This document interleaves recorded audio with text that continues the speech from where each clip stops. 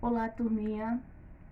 Vamos a mais uma aulinha para fazer uma pequena revisão sobre a solubilidade da água, tá certo?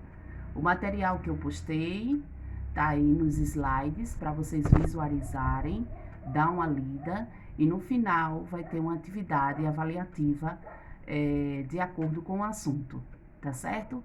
Então, para reforçar esse assunto, vamos falar um pouquinho sobre solubilidade da água. Primeiramente, o que vem a ser solubilidade? A solubilidade é uma propriedade de que toda matéria ela possui. Primeiro, o que é matéria? É tudo aquilo que tem massa e ocupa um lugar no espaço. Nós somos uma matéria, o caderno é uma matéria, uma árvore é uma matéria. Então, só que a gente vai falar sobre a capacidade que a água tem de dissolver, certo? Outras substâncias, que a gente chama isso de solubilidade. De acordo com a solubilidade, elas podem ser classificadas em dois tipos. Algumas substâncias, elas são solúveis, elas se dissolvem com mais facilidade, tá bom? Como o sal, a acetona, o álcool, a farinha de trigo. Se eu juntar essas substâncias com água, eu vou ter uma dissolução, eu vou ter uma mistura e ela vai ficar solúvel. Ela vai dissolver ali, certo?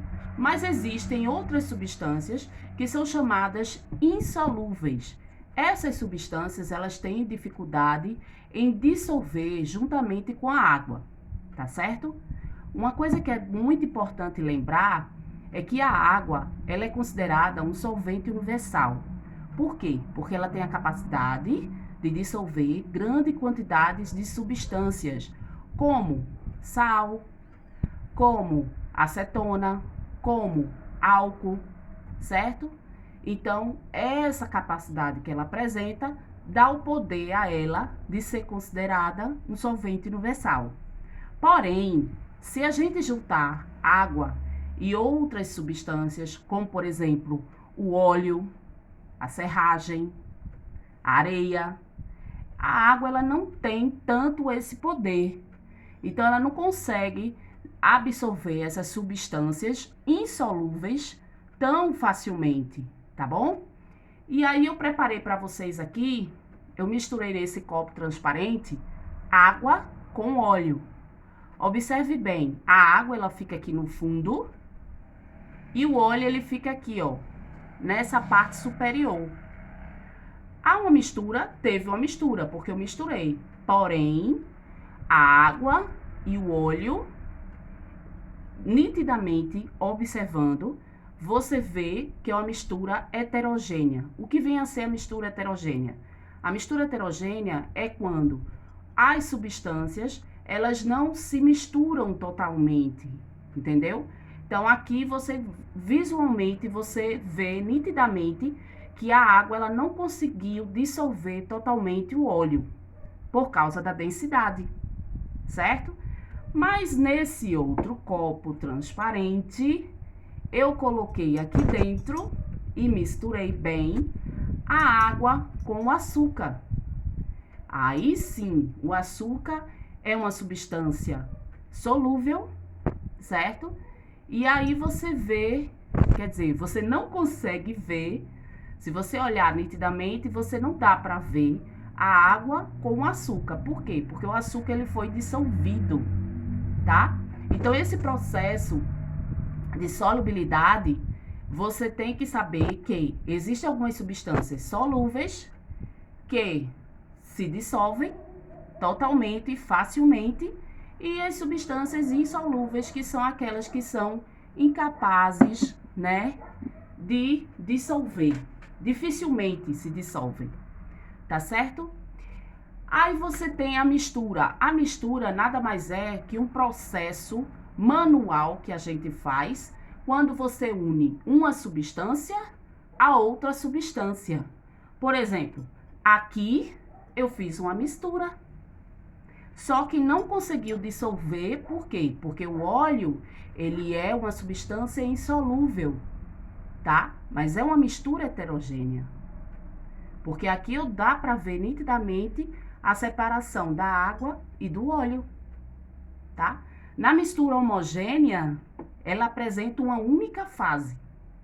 A mistura heterogênea, ela apresenta duas ou mais fases.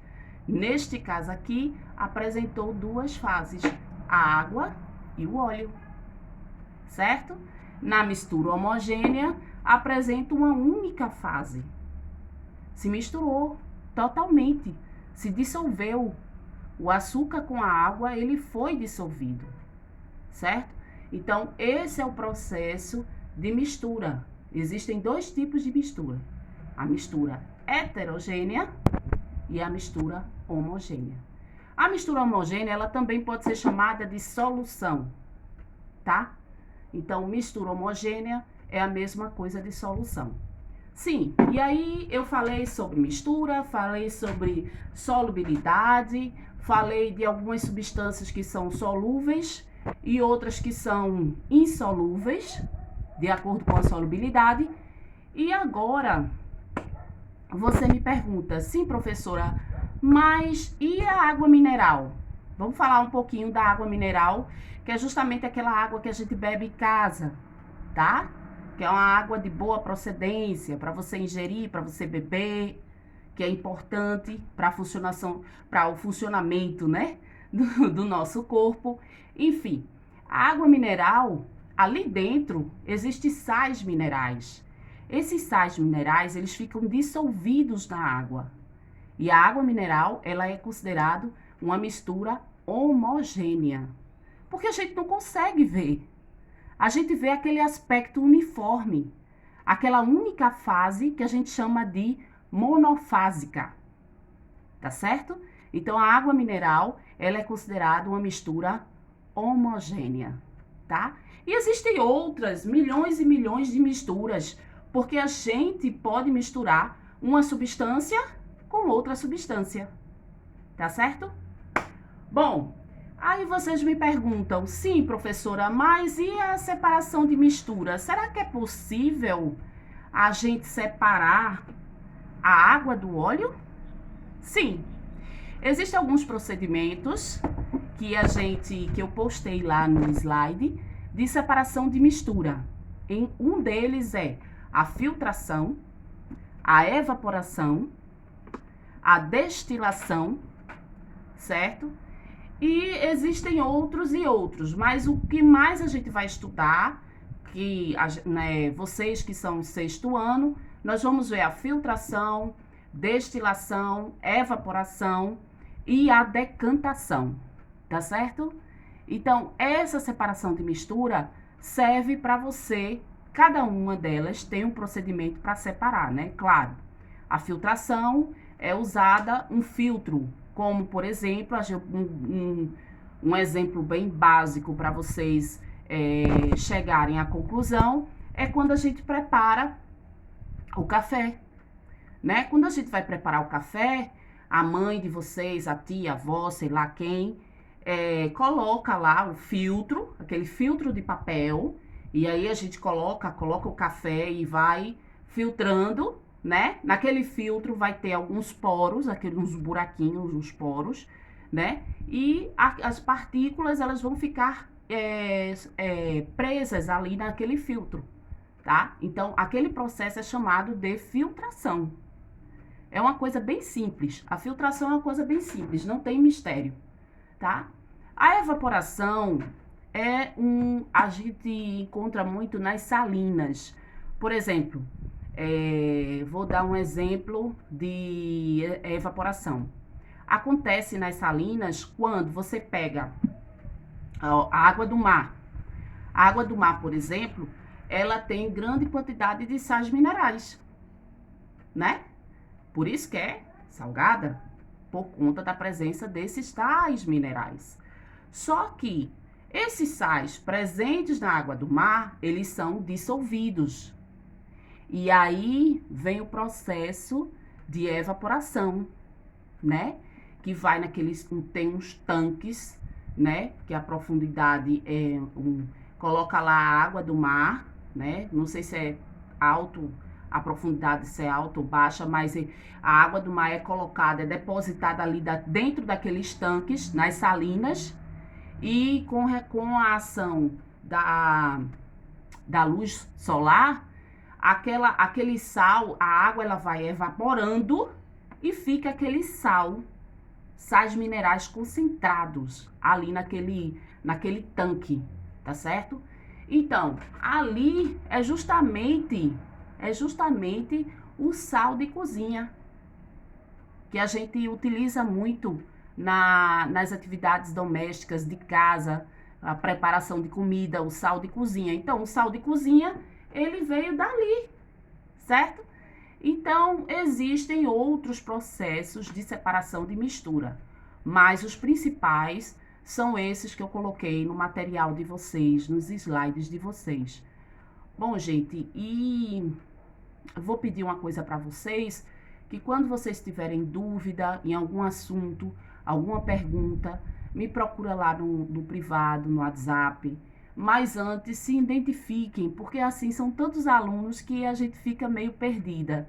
Então, procurem se identificar antes. Professor, eu sou aluna fulana de tal, da série tal, me ajuda a tirar essa dúvida, enfim. E aí a gente vai se comunicando, a gente vai tirando dúvidas e eu vou postando e aí a gente vai se virando, tá certo? Então, boas atividades, bons estudos, façam as atividades. Se tiverem alguma dúvida, me procurem, se identifiquem primeiro. E é isso aí, gente. Boa sorte para vocês, bons estudos, se cuidem, fiquem em casa e fiquem com Deus, tá bom? Grande beijo da tia Dani. Tchau, tchau.